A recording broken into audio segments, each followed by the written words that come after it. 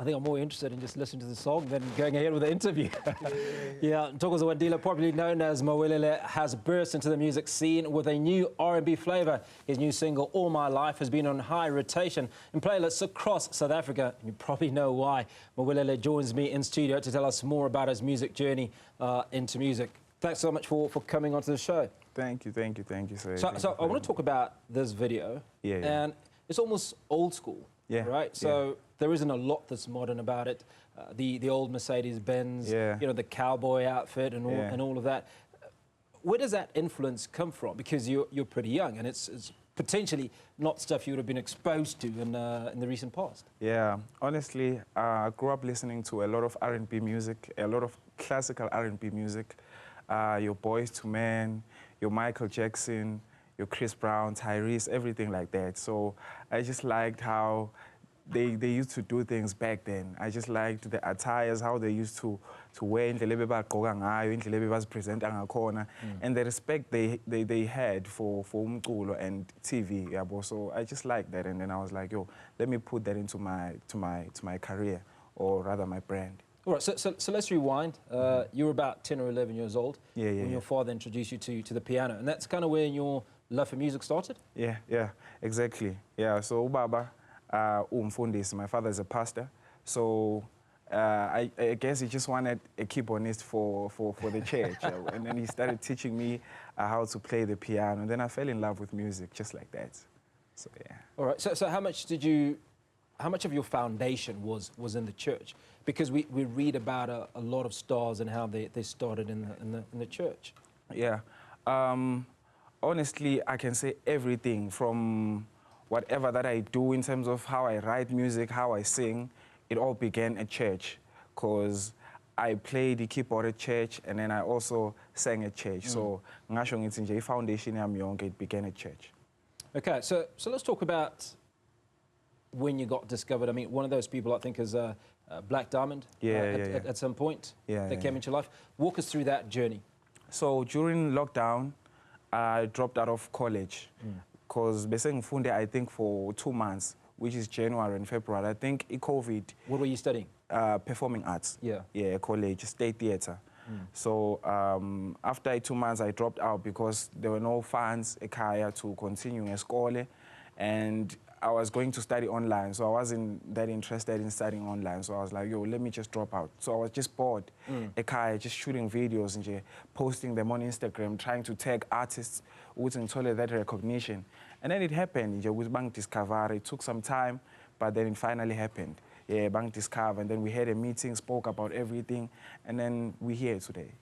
Okay, but I mean, give us a sense of how you felt. I mean, you're tagging people because you want to be recognized, because you think you're good enough, right? But when they actually then say, yeah, dude, you're good enough, and that message or that call came through, how did you feel? Yo, it felt so amazing. It was a relief to me because it wasn't that fast. It took a lot of time. I've been working on it.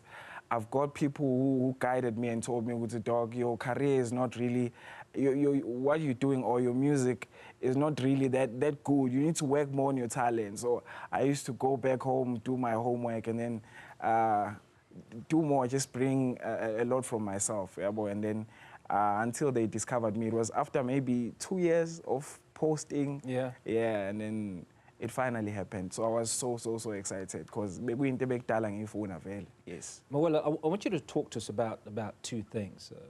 And a lot of this is about not just young people that are watching that want to be where you are, but anybody who's got talent and is looking at the big breakthrough. So the first thing is you dropped out of college. Now, it doesn't always happen for anybody that, you drop out of college and a couple of years later you're a star, right? So there's that aspect. Do you regret that decision? Was that the right decision? And the second question speaks to resilience. You're having conversations with people who are saying to you, you're not good enough, right? Did you feel discouraged? Was that conversation about, okay, you can be really good, this is what you need to do, or, dude, find another job? Honestly, let me begin with the first question. I'm solely with the decision that I took, because at the end of the day, but then I feel like everyone should just look at their lives and focus at what they do best. if you are good, if you feel like you are good at school, and just focus more on that. If you feel like your talent is good enough, just push more to build that up. And honestly, inkulumo bengizizwa from people telling me, dog, you're not good enough. Honestly, I took those positive, because I was told by people about the industry already. So when they told me, I didn't take it hard.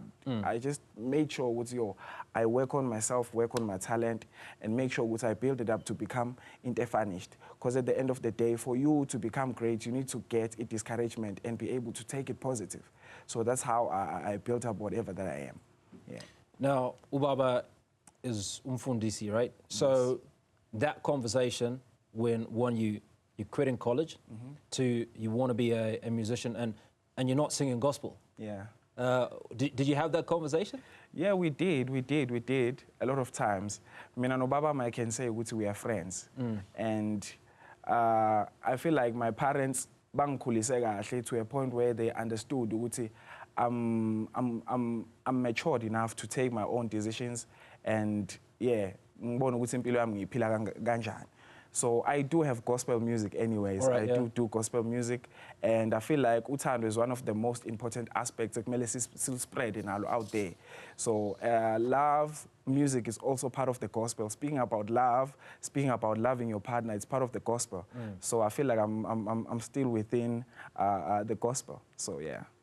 Now your tagline, which I particularly like, and that's what we started with, speaks to, you say, with every note I invite you to dream, heal, and believe in the magic of music. Yeah. How did you come up with that? It's just a feeling, man. It's just a feeling that I get whenever I put my mind into this music thing. It gives you a feeling of peace, a feeling of healing. I feel like music unamandla to convince people to take good decisions. I feel like music unamandla to heal people's hearts. So that's how it all came about. So before I put the music out there, it first gets to my soul. Before it gets out there, and then I'll be like, yo, yeah, this is really, really, really it. And then whenever you put it out to the people, the very same energy, obunai, whenever you were doing umculo wako, it gets to the people. So yeah. So let's talk about collaboration with Kwesta. Yeah. I mean, that's pretty big, right? It is big. So just give us some insights into how that collaboration came to be. Okay, so I did the song 2023 August. Njengoba say drop 2024 August. I did it in 2023 August, and it was a full song iphelele. We did it was a full song iphelele, and then me and my friend, the producer who produced this song, his name is King Lee. Yeah. And then we decided, well, let's just put this song out there on TikTok and just get ukuthi abantu bathini ngalo. We did that, and the song went viral. And then people kept on demanding the song, yo, please drop, please drop, please drop. And then there was a bit of delay from my label, because my bosses were like, we need to do it in the right way. As much as people want it, but then we need to make sure whenever we deliver, it comes out right. And then one of my bosses suggested, well, how about we get someone else in the song who's just gonna match your energy and just take the song to another level. And then he suggested Kwesta. They were like, let's try Kwesta.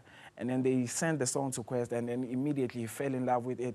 His family loved the song, and then it was just a nice feeling, man. And the crazy thing is that we hadn't met when that happened. Yeah. He didn't even know me. I'm sure he would pass me by in the streets. He didn't even know me. We met, I think, a few days later at a gig, and then they introduced me to him. They were like, this is the All My Life boy. And then he was so excited to like see me. And I was so happy, and I'm grateful to him for hopping on the song, because it is whatever that it is right now. And it felt like we were together in the studio. That's how the energy is, yeah. So let's rewind and focus on how your life has evolved, you know, from that 11-year-old boy who's starting to play on the piano, right, to a recognizable figure now, you know, who's got amazing hits, who's got top artists in the country and the continent that are rallying to perform with you. Yeah, honestly, it feels like a dream to me, I'm living my life and it feels like I'm dreaming. But all I can say is it takes a lot of hard work and determination, and also focus. It takes a lot of focus to be here. You need to focus a lot on your game. Make sure you build your talent up, and then it will grow up to this level. So it took a lot from my soul. and I'm glad and I'm grateful to my parents for the support they gave me.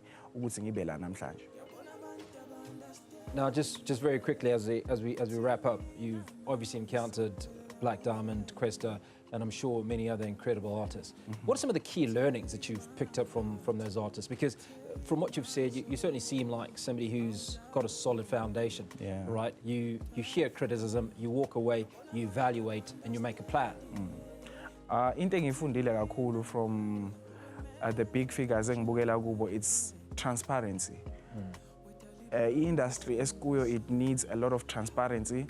It needs a lot of patience, and it needs you to be humble. So that's what I've learned from them. As much as you can be a big artist, you need to be humble. You need to be down to the ground.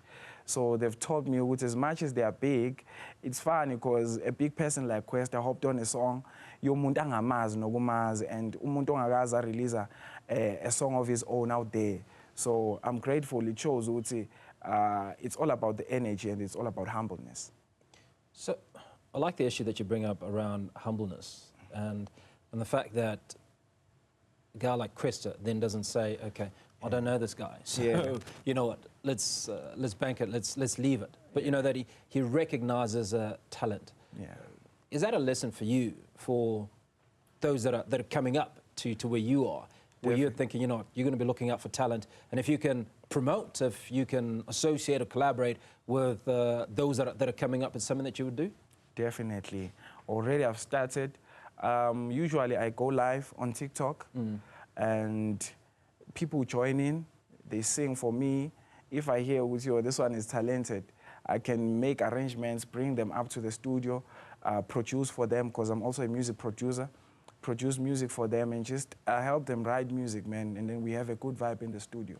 So that's what I do already. I really love talent elisekhaya because ngisuke ekhaya now I understand how it feels to be frustrated usekhaya kungenamuntu ozokusiza. So njengoba ngikule position engikuyo right now, I feel like it's a great thing to give abanye abantu an opportunity to do their thing. Well, I appreciate your time. Thanks so much for coming onto the show. Thank you so much for having me. I'm really grateful. Even next time, please. Yeah, we'll keep it there. You keep dropping the hits, and we'll keep asking you to come onto the show. Mawele, ladies and gentlemen, bringing us some incredible music.